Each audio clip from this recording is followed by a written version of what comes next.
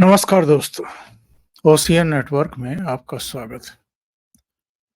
जब से नरेंद्र मोदी तीसरी बार देश के प्रधानमंत्री बने हैं या उससे भी पहले 4 जून को जब ये तय हो गया था कि एनडीए को ही पूर्ण बहुमत मिला है और नरेंद्र मोदी ही तीसरी बार देश की कमान संभालने वाले हैं, उसके बाद से क्या आपको सत्यपाल मलिक का कोई ट्वीट, कोई बयान, किसी भी तरह की प्रतिक्रिया देखने को मिली? नहीं दी। भिग्गी बिल्ली बनकर के चुपचाप बैठे हुए हैं। जैसे भीग करके बिल्ली चुपचाप बैठ जाती है, वो हाल है इस समय सत्यपाल मलिक का। वरना तो 2023 से ही, बल्कि उससे भी पहले से, जब ये 13 महीने का आंदोलन यहाँ दिल्ली में चल रहा था किसानों के नाम पर, उस समय से ही ये लगातार वोकल थे, लगातार बयानबाजी कर रहे थे, नरेंद्र मोदी को किसान विरोधी बता रहे थे और एक तरीके से उनके खिलाफ इन्होंने मोर्चा खोल रखा था। हरियाणा से रिलेटेड किसान हों, पहलवान हों, पश्चिमी उत्तर प्रदेश से संबंधित हों, पंजाब से संबंधित हों, उनका कोई भी आंदोलन होता था या मोदी सरकार के खिलाफ धरना, प्रदर्शन होता था, ये या तो बयान जारी कर देते थे या वहां पहुंच जाते थे। इन्होंने मई 2023 में क्या कहा था, मैं आपको जरा सुनवाता हूं। और ये ट्वीट इन्होंने अपने ट्विटर अकाउंट पर पिन किया हुआ है। ये 22 मई 2023 का इनका बयान है, जिसमें इन्होंने यहाँ लिखा हुआ है, अगर 2024 में नरेंद्र मोदी को नहीं हटाया तो ये डेमोक्रेसी को खत्म कर देगा, चुनाव ही नहीं होगा। फिर मैं देश के लोगों से कहना चाहता हूं, आखिरी मौका है, ये इस बार जाति धर्म सब छोड़कर इनके खिलाफ वोट करो, वरना आगे आपको वोट का भी मौका नहीं मिलेगा। सत्यपाल मलिक, पूर्व गवर्नर। और इनका ये वीडियो भी है, जरा सुन ले। मैं बता रहा हूँ, अगर 24 में नरेंद्र मोदी को नहीं हटाया गया तो डेमोक्रेसी को खत्म कर देगा, चुनाव ही नहीं होगा। फिर ना सिर्फ चीटों की तरह कहेगा मैं ही हूँ। अब देखो ना, पंजाब में एक दिन उनका ट्रैफिक, एक दिन गाड़ी रुक गई, कहीं प्रदर्शन कर रहे थे किसान, कोई वायलेंट वो नहीं था, उसी को कह रहे आज मैं जान बच गई मेरी, मैं बच के आया हूँ। ये कायर भी हैं। 8 मिनिस्टर्स तो अपनी मिनिस्ट्री में जाते भी नहीं है, क्योंकि उनका सारा काम पीएमओ देखता है। प्राइम मिनिस्टर एब्सोल्यूट पावर चाहते हैं हर चीज वही तय कर रहा है। आप देखो ना कि पुलिया का भी उद्घाटन होगा तो वही करेंगे। और ये मुझे चाहे नुकसान पहुंचाना, तो इनकी औकात नहीं है कि नुकसान पहुंचा दे। मेरी 5 स्टेट में मेरी कम्युनिटी के लोग रहते हैं और मैं घूमता हूँ गाँव, सब इनका इलाज कर देंगे अगर मुझे कोई नुकसान पहुंचाया गया। देश के लोगों को मैं ये कहना चाहता हूँ कि आखिरी मौका है, इस बार जाति संप्रदाय धर्म सब भूल के इनके अगेंस्ट वोट करो, वरना कभी वोट का भी मौका नहीं मिलेगा। मैं बता रहा हूँ। ये है सत्यपाल मलिक का वो बयान जो इन्होंने अपने ट्विटर अकाउंट पर पिन किया हुआ है, अभी भी है।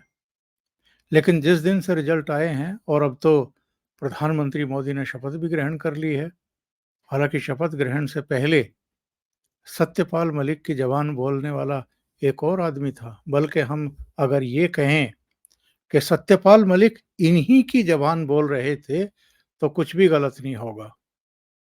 नरेंद्र मोदी हिंदुस्तान का प्रधानमंत्री नहीं बन सकता। और ये राहुल गांधी ने कुछ ही समय पहले जब चुनाव प्रचार चल रहा था उस समय कहा था।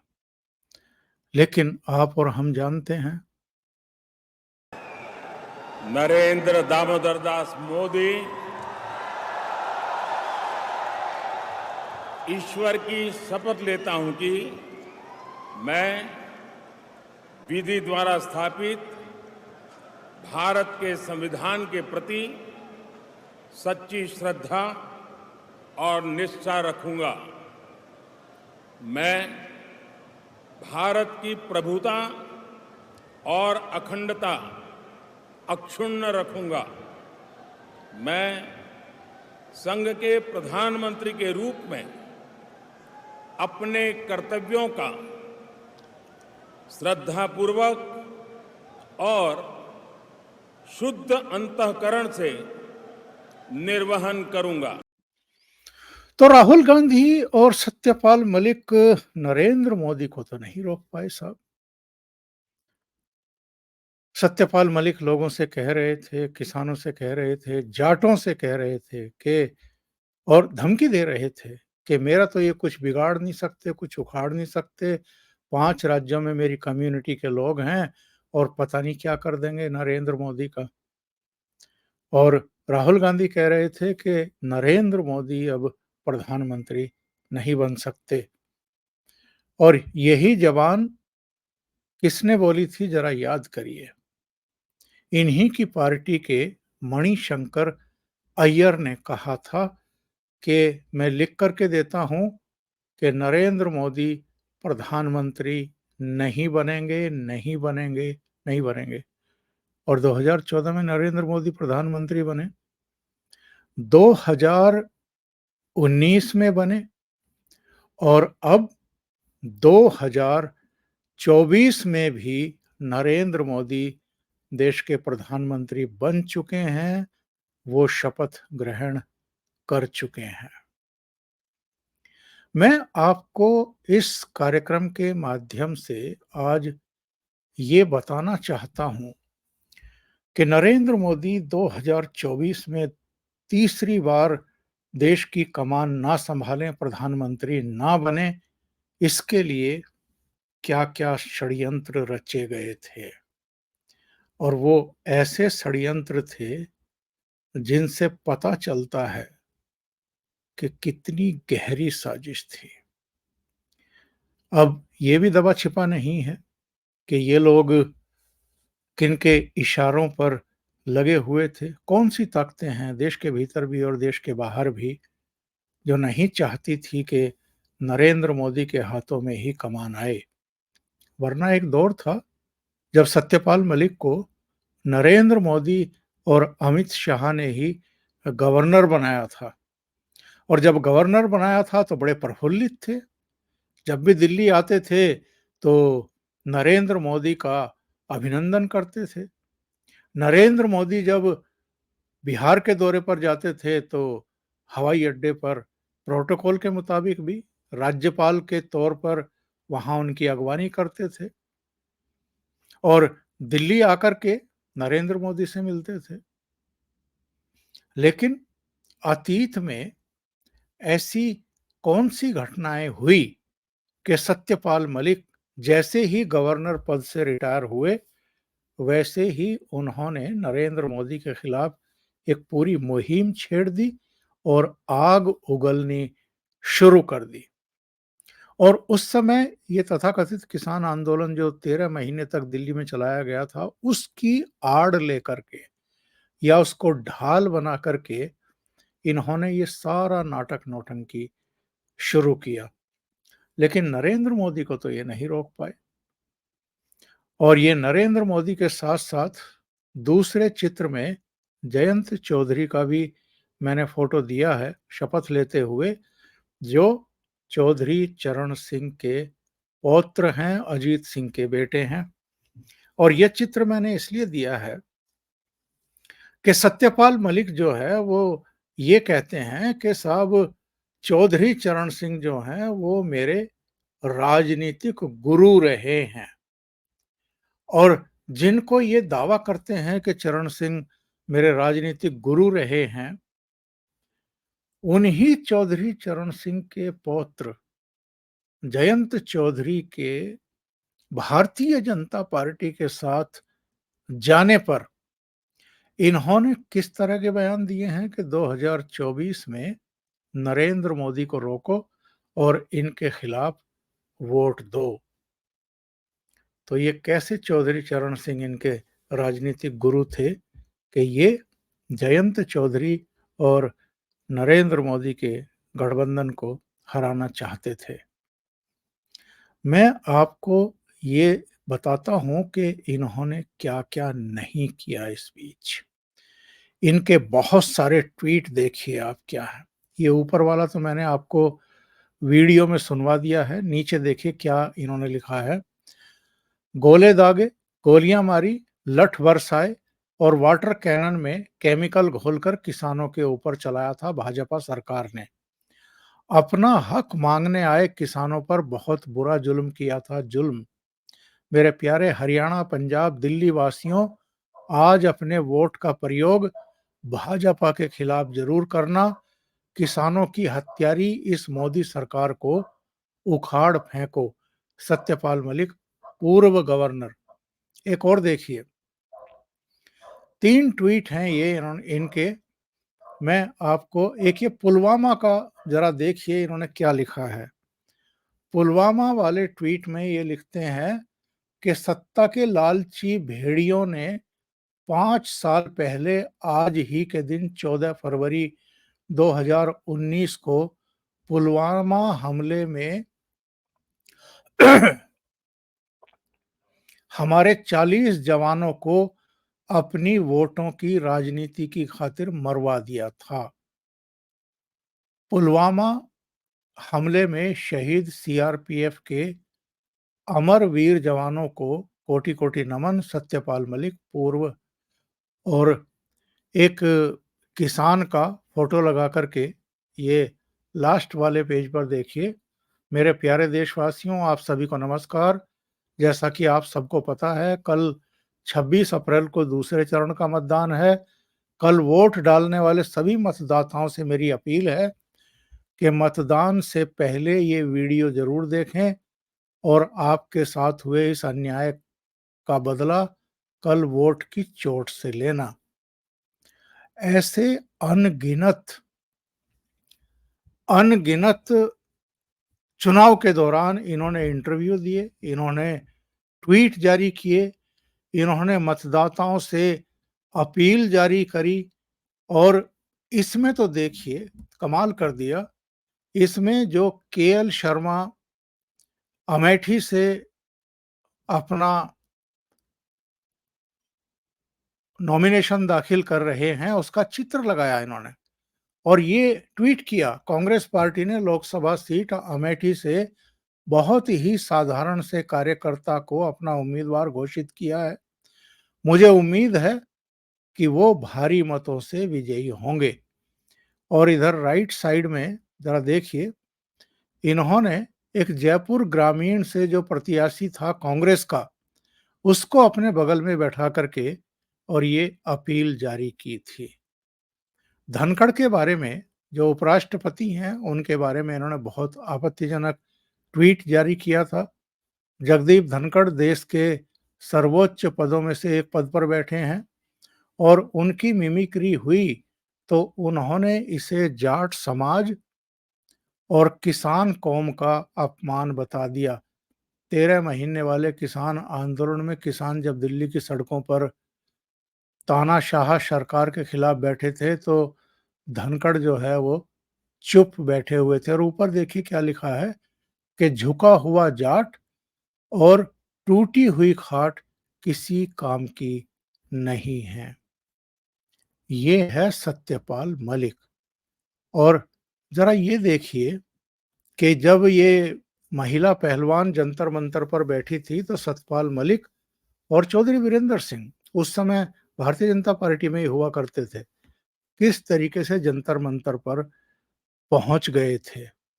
और इतना ही नहीं, सत्यपाल मलिक का जरा ये देखिए, राहुल गांधी के पास पहुंच गए थे और वहां पर इंटरव्यू भी दिए। और इनके निशाने पर कोई और नहीं था। जिस तरह राहुल गांधी बदजुबानी करते हैं नरेंद्र मोदी के बारे में, उसी तरीके से उस इंटरव्यू में इन्होंने भी नरेंद्र मोदी को ही टारगेट बनाया था। ऐसे अनेक चित्र हैं जो ये दर्शाते हैं कि ये किस तरीके से एक मुहिम में लगे हुए थे। करण थापर ने एक इनका इंटरव्यू लिया। करण थापर ने इनसे पूछा कि अमित शाह को तो आप रिपोर्ट करते थे जब गवर्नर थे, और आपने कहीं ये कहा था कि साहब अमित शाह ने मुझसे ये कहा था कि नरेंद्र मोदी का, प्रधानमंत्री का दिमाग घूम गया है, दिमाग फिर गया है। तो आपने जो ये बयान दिया था, क्या ये सही है? तो पता है इन्होंने क्या कहा? इन्होंने कहा कि नहीं, मैंने ये झूठ बोला था। अमित शाह ने नरेंद्र मोदी के बारे में ऐसा कुछ भी नहीं कहा था। अब आप अंदाजा लगाइए कि सत्यपाल मलिक सत्यपाल ही है या झूठपाल है। और इन्होंने पूरी मुहिम चलाई थी कि जो जाट बाहुल्य, किसान बाहुल्य इलाके हैं, पश्चिमी उत्तर प्रदेश के भी, राजस्थान के भी और हरियाणा के, पंजाब के भी, वहां भारतीय जनता पार्टी हार जाए और किसान और जाट जो हैं उसके खिलाफ एक मुश्त वोट करें। इसके बावजूद भारतीय जनता पार्टी ने पश्चिमी उत्तर प्रदेश की जहां जाट हैं, जिन सीटों पर, जिन क्षेत्रों पर, वो सीटें फिर से जीतने में कामयाबी हासिल की। अलीगढ़ में भारतीय जनता पार्टी 15,000 से ज्यादा वोटों से जीती। आगरा में तो 2,71,000 वोटों के अंतर से जीती। अमरोहा में भी 28,000 से ज्यादा वोटों से। बागपत में तो 1 लाख करीब 60,000 वोटों से जीती है। बिजनौर में 37,000 से ज्यादा वोटों से जीती है। बुलंदशहर में 2,75,000 वोटों से जीती है।